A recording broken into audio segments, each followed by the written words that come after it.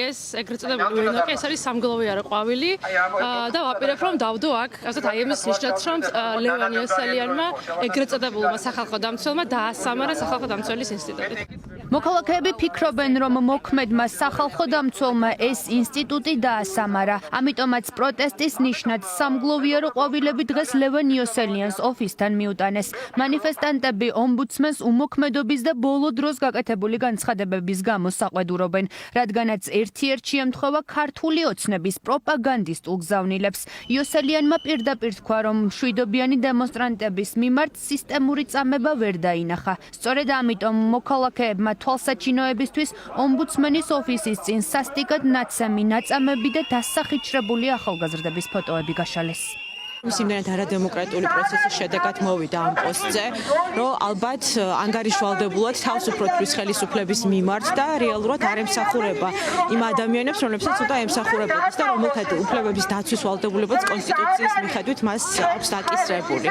ჩვენ მოვედით დღეს, იმიტომ რომ ვაჩვენოთ მას ის ადამიანები, აი პლაკატის მიჭირავს, რომლების ცემაც და ეგრე ექსპერტები აცხადებენ, რომ წამებაც უკვე დადასტურდა. ამ აპარატს დღეს ხელმძღვანელობს ადამიანი, რომელიც იდეურად არის შალვა რამიშვილის მეგობარი და რომელსაც სთხოვენ იმის თქმას, რომ წამება, რომელიც აი აქ ჩანს, არის სისტემური და რომელიც ამას რომ წამება სისტემური არ ყოფილა. ეს არის სრული სიგიჟე, ანუ საერთაშორისო ორგანიზაციებმა ყველა რაღაცა ვისაც რაიმე გაიგება საერთოდ უფლებებთან დაკავშირებით, ყველამ თქვა, რომ ეს იყო სისტემური წამება და მთავარი ქართველი უფლებადამცველი ვინც უნდა იყოს ის ადამიანი. ამბობს მე ვერ ვნახე რატომ არის წამება სისტემური. მოქალაქეები თანხმდებიან, რომ სახალხო დამცველი რეჟიმის მცველი გახდა. იმ ფონზე, როდესაც ადამიანების უფლებები ქვეყანაში მასობრივად ირღვევა. ერთ დროს დამოუკიდებელი და გავლენებისგან თავისუფალი ინსტიტუცია კი ახლა იოსელიანის ხელმძღვანელობის პირობებში თავის როლს ვერ ასრულებს. ომბუდსმენი გარდა იმისა, რომ ვერ ხედავს წამების სისტემურობას, არჩევნების საკითხზეც ოცნების რიტორიკას იმეორებს. ლევან იოსელიანმა ტოტალურ გაყალბებას ჰაერიდან მოტანილი სისულელე უწოდა. ამიტომ მოქალაქეებმა სხვადასხვა ორგანიზაციის მიერ მომზადებული კვლევები, ასეულობით დოკუმენტი და 2024 წლის საპარლამენტო არჩევნების გაყალბების მტკიცებულებები შეუგზავნეს. Այս შემდეგ რაც მან ამ დღეებში განცხადებები გააკეთა, აღმოჩნდა, რომ ის არა მარტო არ არის სახალხო დამცველი, ის არის რეჟიმის დამცველი და როდესაც ის უნდა ხმალ მოშიშლებული, უნდა იბრძოდეს წამებული და აპატიმრებული ადამიანებს დასაცავად, აღმოჩნდა, რომ ის იბრძვის ახლა რეჟიმის დასაცავად და მის წარმოსაჩენად დადებით კონტექსტში და აღმოჩნდა, რომ ის კიდევ უფრო მეტ საშიშროებას წარმოადგენს, ვიდრე ჩვენ აქამდე აღვქვამდით და ვხედავდით ამას. დღეს იოსელიანი მოქალაქეების პროტესტის ხმას ოფისიდან ისმენდა, დემონსტრანტებთან სასაუბროდ არ გამოვიდა. მეტიც მოგვიანებით Facebook პოსტით თავი იმართლა და აქციის მონაწილეების დისკრედიტაციას სცადა. არ მჯერა რომ 100,000 ადამიანს პირადობის მოწმობა ჩამოართვეს. ეს რომ სიმართლე იყოს, მათი ნახევარი მაინც აქციაზე იქნებოდა. ამ გარემოების დასადასტურებლად მტკიცებულება არ მინახავს.